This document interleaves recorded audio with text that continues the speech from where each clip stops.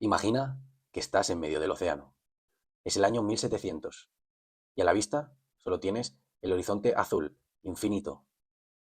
Se avecina una tormenta y sabes cuán tan al norte o al sur te encuentras, pero no tienes ni idea de cuán tan al este o al oeste estás.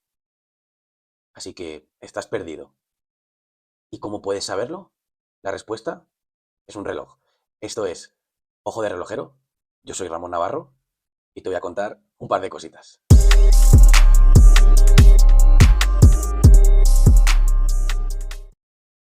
Para calcular qué tan al norte o al sur estás, has utilizado el sol o las estrellas. Has utilizado herramientas como el sextante, el astrolabio, el cuadrante o el báculo de Jacob, que este es predilecto de Cristóbal Colón. Pero bueno, esto es otro tema que no nos compete. Pero ahora que ya sabes la latitud, necesitas saber la longitud, qué tan al este o al oeste te encuentras, pero no tienes ni idea. ¿Qué? ¿Cómo que no? ¿Y cómo puedes resolver este problema? Pues bueno, os adelanto, spoiler, con un reloj, pero ¿de qué manera? ¿Por qué? ¿Y a quién se le ocurrió esto? ¿Quién sabe? Ahí sí no te puedo decir nada. Entonces sabes tu latitud, qué tan arriba o abajo estás en el planeta Tierra, pero no qué tan a la derecha o a la izquierda, o si existe la derecha o la izquierda, sí, por donde sale el sol y por donde se esconde. Pero entonces estás perdido en el tiempo y el espacio si no sabes tu longitud. No, bueno, en el tiempo y el espacio no, estás perdido en el planeta Tierra.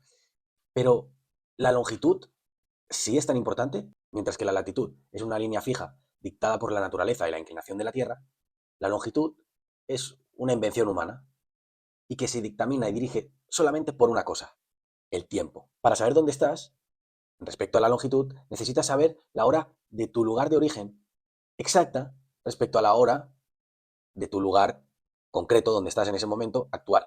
Que así es como funcionan los satélites, con relojes, pero bueno, con relojes atómicos, que tienen una precisión ridícula, de una variación de un segundo cada 1000 años. Pero en el siglo XVIII los relojes eran muebles delicados de péndulo, que se podrían ver afectados por el frío del Ártico o bajo el calor del trópico. Los relojes se podían detener o volverse locos. Simplemente no funcionaban. Esta ignorancia no solo retrasaba el comercio, por ejemplo, sino que también se cobraba vidas. Sí, mira, en 1707 hubo un accidente que se cobró alrededor de 2000 vidas. El almirante Sir Claude Disley cometió un error de cálculo que llevó a toda su flota a estrellarse contra unas rocas. 4 barcos hundidos y 2000 vidas en una sola noche. Y fue este el desastre el que obligó al Parlamento británico a decretar el problema de la longitud en 1714. Era una recompensa de 20.000 libras, una fortuna para aquel entonces, para quien consiguiera resolver el enigma. Y aquí viene nuestro protagonista. Pero todavía no te lo voy a desvelar. La búsqueda de la longitud estaba a la altura de lo que en la Guerra Fría la carrera espacial. Uy, sí, claro. Quien tuviera el cálculo más preciso y más perfecto para saber dónde se encontraban en medio del océano, tenía mucha ventaja con las flotas navales para llegar a puertos, a destino, sin perder tesoros, vidas, sin perder dinero. Pero esto no fue solo una carrera tecnológica, fue una carrera ideológica. Por un lado estaban los gigantes astrónomos, como Newton, Halley, Cassini. Ellos creían que la solución estaba escrita en el cielo. Si tú podías saber la distancia entre la Luna y las estrellas, podrías hacer tus cálculos para poder saber en qué punto te encontrabas. Era una idea elegante, divina, perfecta para los académicos de la época. Pero había un problema, las cartas lunares no estaban completas, no era cómodo, era tedioso para en un momento tener que hacer todos esos cálculos mientras llegaba una tormenta, te tapaba el cielo y de repente tú estabas en medio del océano agobiado haciendo unos cálculos terribles y Isaac Newton, que era el hombre más inteligente de la época, llegó a declarar que hacer un reloj que funcionara en el medio del mar era una imposibilidad física. Decía que los metales se expandirían con el calor, que los aceites se espesarían con el frío y que el movimiento del mar mataría cualquier precisión, cualquier isocronismo. Para el establishment físico, de los físicos, buscar un reloj que funcionara en un barco en medio del mar era como buscar el movimiento perpetuo, una fantasía. ¿Qué? ¿Estás retándome? Y ahora sí, ahora aquí entra nuestro protagonista, John Harrison. ¿Y quién era John Harrison? Un pájaro, un avión, un físico, un químico reputado, un científico al que todos respetaban. No, John Harrison era un relojero, más bien un carpintero, pero era un relojero autodidacta. Y de hecho, él inventó cosas como el reloj de madera, relojes de madera, con los que los hacía de madera de... Y es una madera tan autolubricante que eran relojes que se lubricaban solos, a los que les añadía el escape de saltamontes, que es un escape que también inventó él, eh, con el que no hay fricción. Aquí os pondré alguna imagen, algún ejemplo del escape de saltamontes. Solo hay empuje, retención, pero no fricción. Esto era una idea revolucionariasísima. Tiene que cerrar el estadio. Los genios hacen eso. Para entender al genio de Harrison, tenemos que entender una verdad fundamental, que los antiguos navegantes conocían muy bien. La Tierra es un reloj que gira. Nuestro planeta tarda 24 horas en dar una vuelta sobre su propio eje. Es decir, cada 24 horas hace una vuelta de 360 grados. Si los 360 grados los dividimos entre las 24 horas, da 15. Es decir, cada hora son 15 grados.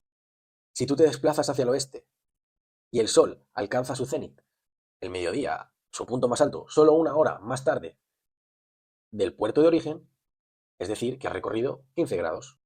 Si el Sol está en ese punto más alto 2 horas más tarde, querrá decir que ha recorrido 30 grados de longitud. El problema en la época de Harrison, en el siglo XVIII, no era saber qué hora era en el barco. Eso era muy sencillo mirando al Sol. El problema era saber la hora en el puerto de origen. Pero, claro, saber la hora con mucha precisión, o al menos la máxima posible. Imagina que sales de Londres con un reloj sincronizado.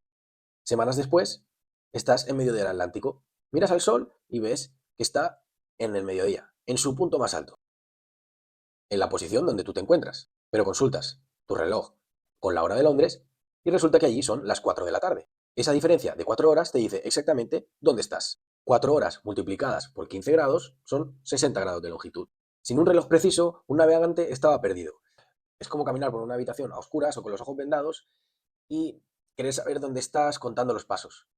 La acumulación de error durante el viaje te va a hacer tener un error terrible. Al cabo de un mes, eso en el mar se podría traducir a cientos de kilómetros.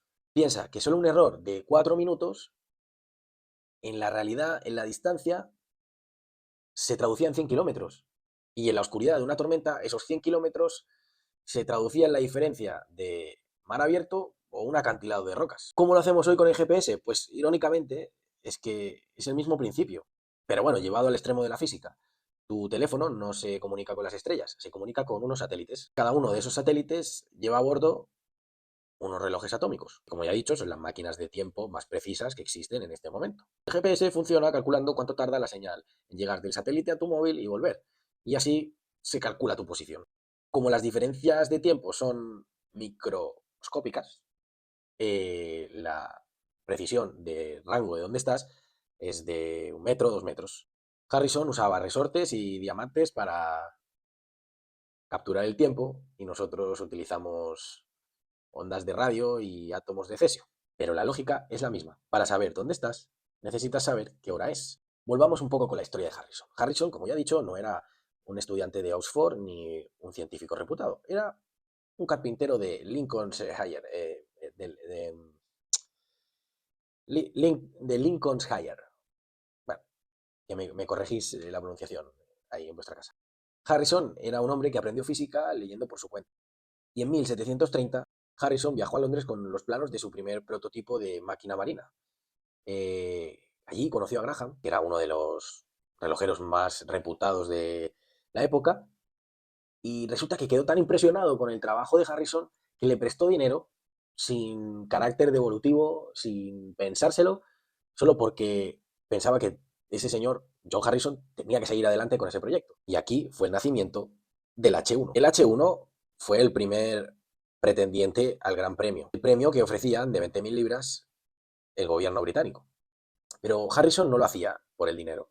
Harrison lo hacía por amor a la mecánica y amor a los relojes, amor a la física. El H1 no se parecía a un reloj convencional. Era una estructura masiva de 34 kilos de latón, con balancines unidos por muelles diseñados para que el movimiento del barco no afectara al reloj. En su primera prueba hacia Lisboa, el H1 dejó estupefactos, boquiabiertos, impresionados a los navegantes. A la vuelta, Harrison pudo corregir la posición del barco al capitán, demostrándole que estaban mucho más cerca de la costa de lo que ellos creían. Y Harrison, como era tan perfeccionista, no pidió el premio, pidió más fondos, para así seguir con sus prototipos. Y así llegó el H2, más robusto, y luego el H3, que fue su gran calvario.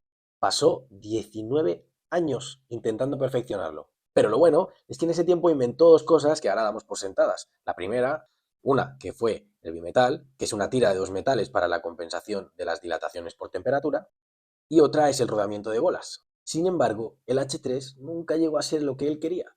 Necesitaban precisión de +2, -2 segundos, +1, -1 segundos, y estos relojes no llegaban. Pero fue entonces cuando ocurrió el mayor giro argumental en esta historia y en la historia. Harrison, él se dio cuenta que el secreto no estaba en grandes máquinas y robustez, sino en la miniaturización y la velocidad. A los 65 años, edad en que en la época la mayoría de hombres ya habían muerto, Harrison empezó su obra maestra, el H4. Era un reloj de bolsillo gigante de 13 centímetros de diámetro con una esfera blanca esmaltada muy bellamente decorada. Pero por dentro era una revolución.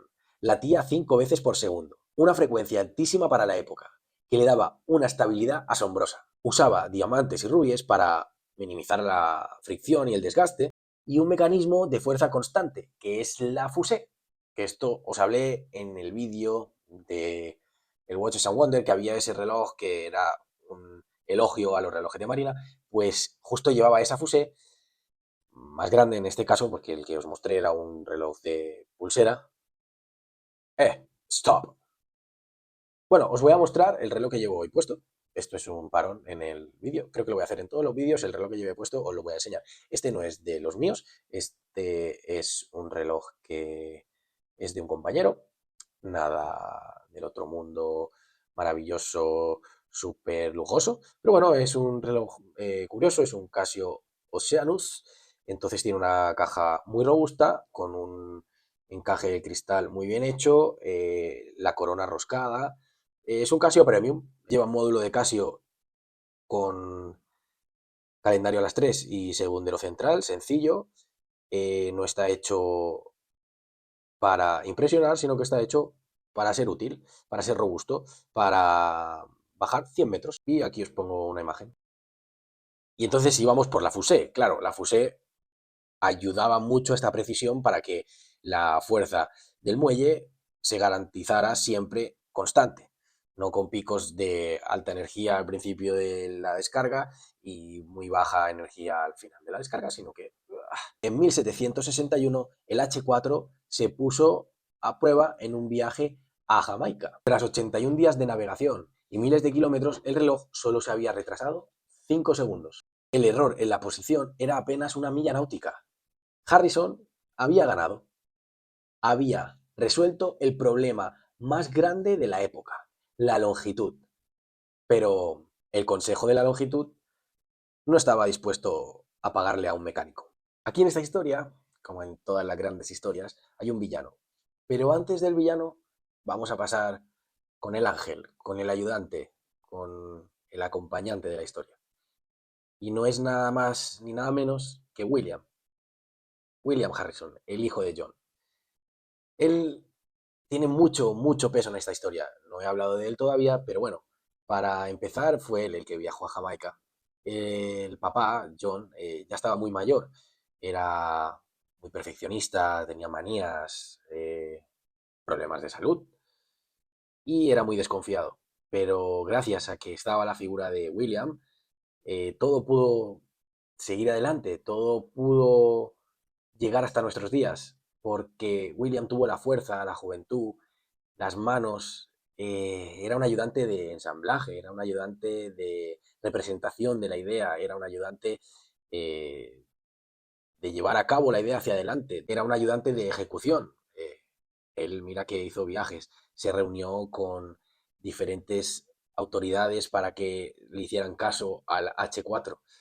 William siempre estuvo ahí, siempre estuvo ayudando a su padre. Él confiaba ciegamente en el trabajo de su padre, confiaba ciegamente en los conocimientos de su padre y sabía que todo tendría éxito. O bueno, a lo mejor no lo sabía, pero tenía fe. Tenía fe en toda la locura de John Harrison, del gran protagonista que no hubiera podido llegar su legado hasta nuestros días si no hubiera tenido a ese hijo tan por la labor. Pensad que John estuvo toda su vida dedicada al problema de la longitud.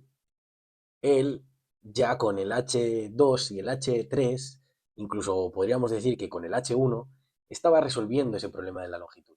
Pero con el H4 ya lo sobrepasó, ya superó todas las expectativas para la época, porque algo que ahora parece obvio, que necesitamos un reloj para saber nuestra posición, en la época podía ser algo así como magia. La precisión que había conseguido con su reloj no tenía sentido en la época. Y bueno, entonces John Harrison fue el que nos dio la solución al problema de la longitud. Sí, pero ¿podría haberlo conseguido sin William? Posiblemente no. Pero ahora sí, sí, llega nuestro villano. Neville Maskelyne o Maskeline. Es que yo con los nombres en inglés, chico. Pero bueno, Neville Maskelyne o Maskelyne era el astrónomo real en el momento y era un gran defensor de los cálculos lunares. Y como miembro del Consejo de la Longitud, era juez y parte. Maskelyne hizo todo lo posible para arruinar a Harrison. Le hizo desarmar sus relojes, que entregara los planos para que otros pudieran replicarlos y demostrar que no era una casualidad. Incluso obligó a Harrison para que entregara sus relojes y fueran transportados en un carruaje sin amortiguación para dañarlos deliberadamente. ¿Pero qué te pasa, Maskelin? Pero es que el genio de Harrison era irreplicable por la mala fe. ¿Cree muy malo, Maskelin?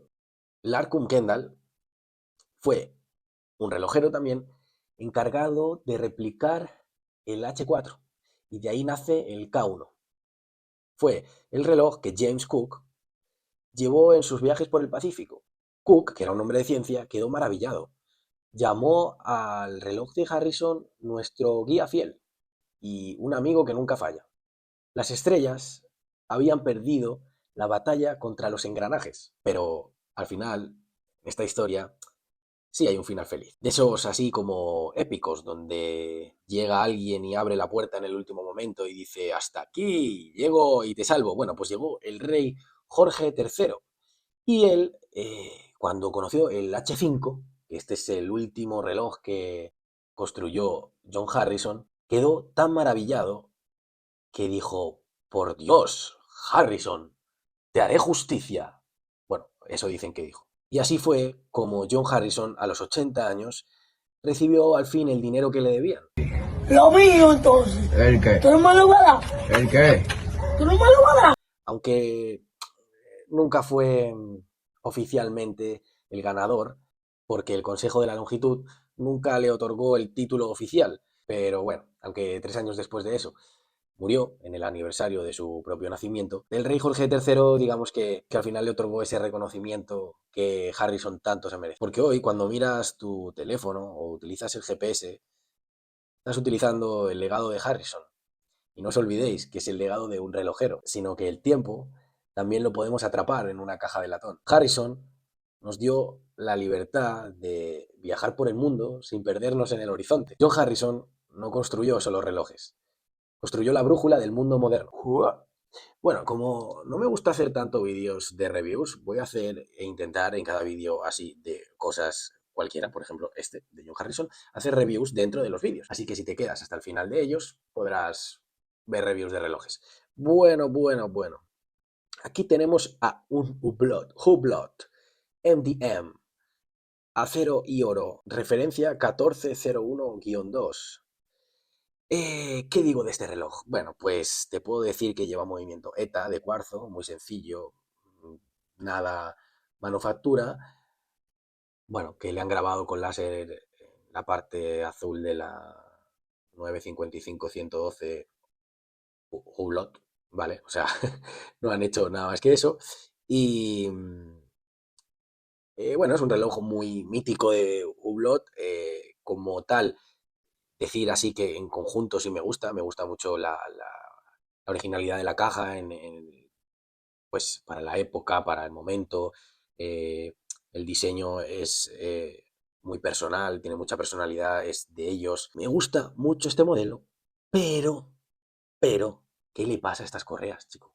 Esto es terrible. Y para lo que vale, o sea, estas correas pueden estar costando en casa oficial de Hublot alrededor de 200 euros. Cada parte, o sea, 400 euros toda la correa. Y es una calidad terrible, chicos. Es una pena, porque realmente es muy buen reloj. Ya te digo, no lleva manufactura, no tiene nada especial de ingeniería ni de una tecnología brutal, pero es muy buen reloj y tiene un diseño muy bonito, muy conseguido, muy personal, como he dicho. No le queda nada mal la combinación de acero y oro, así hay, porque hay modelos que sí están como un poco forzado, en este caso no, me gusta mucho, pero el material de la correa es terrible. Y no es que sea un material malo de por sí cuando lo compras, pero con el tiempo, y no tanto tiempo, se acaban agrietando mucho, mucho, muy fácilmente. Es muy fácil que se rompa hasta que se te pueda caer el reloj, de que no te das cuenta y llega un punto que ¡pum!, se rompe y no te habías dado cuenta porque encima es negro y no se ve la raya hasta que a lo mejor no está al límite. Pero por todo lo demás, un gran reloj. Y como curiosidades, les puedo contar que estos relojes, el H1, el H2, el H3 y el H4, están en el observatorio de Greenwich, porque ya que estos relojes se consideran instrumentos astronómicos del Estado. El H5 se encuentra en el Museo de las Ciencias de Londres, que tiene entrada gratuita, podéis visitarlo, y ahí también se encuentra el K1, que es la réplica de la época del H4, y también hay réplicas muy fidedignas del H1, H2 y H3. O sea que si queréis visitarlos, tanto puede ser en el observatorio de Greenwich, que tampoco sé cómo estará la entrada, si te dejan entrar tan fácil, o en el Museo de Ciencias de Londres, que ya vuelvo a repetir, tiene entrada gratuita. Aquí os dejo unas imágenes.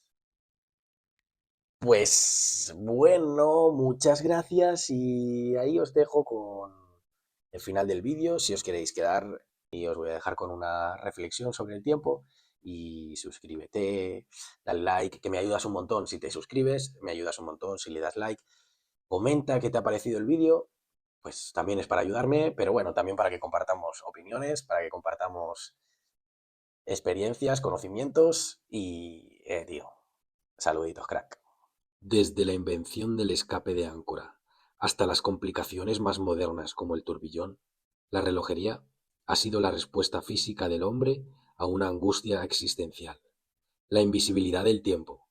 Al fragmentar el día en oscilaciones constantes de un volante, transformamos una abstracción metafísica en un fenómeno tangible y predecible. Un calibre no es solo una máquina, es un modelo matemático en movimiento. Sin embargo, existe una ironía técnica.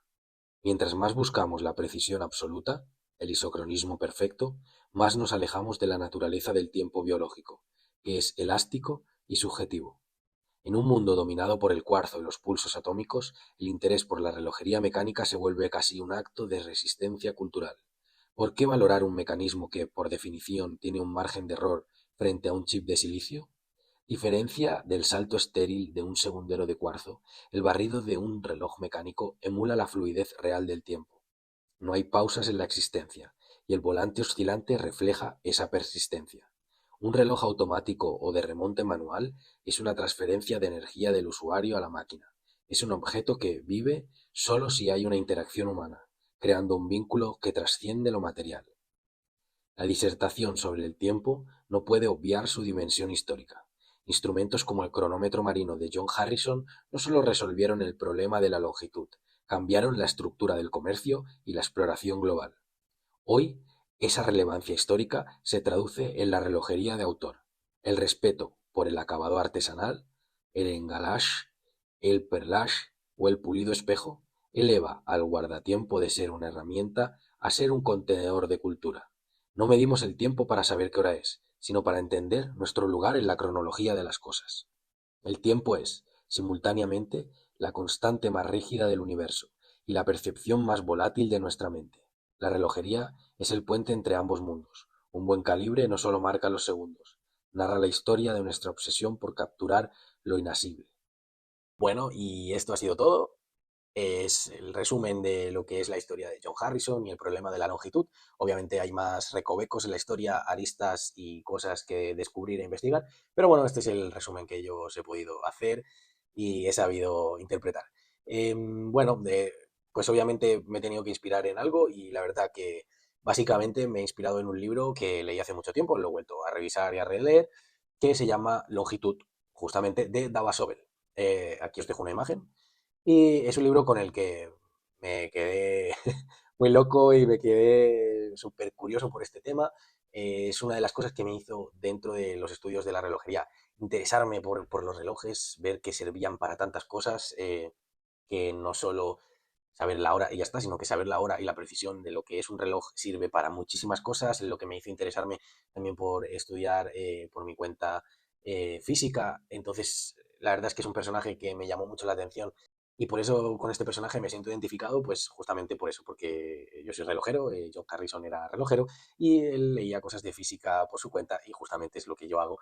Entonces, bueno, siento un paralelismo con él que, bueno, ya veremos si yo a los 80 años me gano un premio de 20 millones de euros resolviendo un gran problema de la humanidad. Espero que si no soy yo, pues seas tú. Nos vemos.